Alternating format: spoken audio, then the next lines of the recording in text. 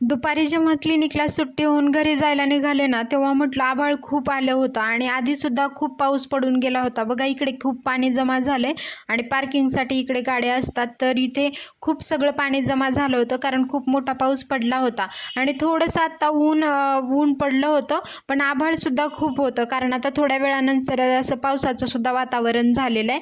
आणि तुम्ही इकडे बघू शकता, तुम्हाला दिसतंय की आभाळ वगैरे आलेलं, खूप आभाळ आलेलं होतं. आणि मग मी म्हटलं लवकर आता घरी जाऊयात, कारण मग अजून थोड्या वेळाने पाऊस तर सुरू होणारच आहे. वातावरण तर एवढं झालं. गावाकडे आता खूप पाऊस वगैरे चालू आहे हे माहिती होतं, पण आता पुण्यात तर अजून कधीच एवढ्या म्हणजे अशा वातावरणामध्ये पाऊस आलाच नव्हता. पण आता खूप दिवसानंतर आणि मग घरी आले ना, मी घरी पोहोचल्यावर खूप पाऊस आला होता मोठा आणि गारांचा पाऊस पडत होता. म्हणजे तुम्हाला आता मी दाखवते, पांढऱ्या पांढऱ्या अशा लहान लहान खूप गारा पडत होत्या अशा छोट्या छोट्या. मग इकडे दूर असा खूप मोठा पाऊस चालू होता, तुम्ही बघू शकता. आणि आवाज पण पावसाचा असा ना, मी बघितलं तर असा रपरप आवाज येत होता. मी म्हटलं गारा पडतात की काय, तर खरंच गारा पडत होता.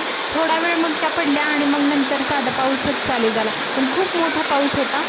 थोडा वेळ पडला, 15-20 मिनटं, अर्धा तास वगैरे होता, पण चांगला मोठा पाऊस होता. अशा वातावरणामुळे ना आता भिजायला तर नकोच, कारण ज्यांना जे या वातावरणामध्ये भिजतील ना, ते तर आजारीच पडतील. आणि मग नंतर मला क्लिनिकला पण जायचं होतं. थोडा वेळ थांबले, कारण आता अशा वातावरणामुळे कसं जायचं नंतर ना.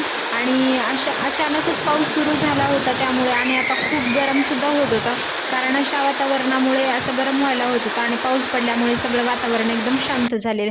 चला तर असेच नवनवीन व्हिडिओज पाहण्यासाठी चॅनलला नक्की सबस्क्राईब करा. भेटूयात पुढच्या व्हिडिओमध्ये.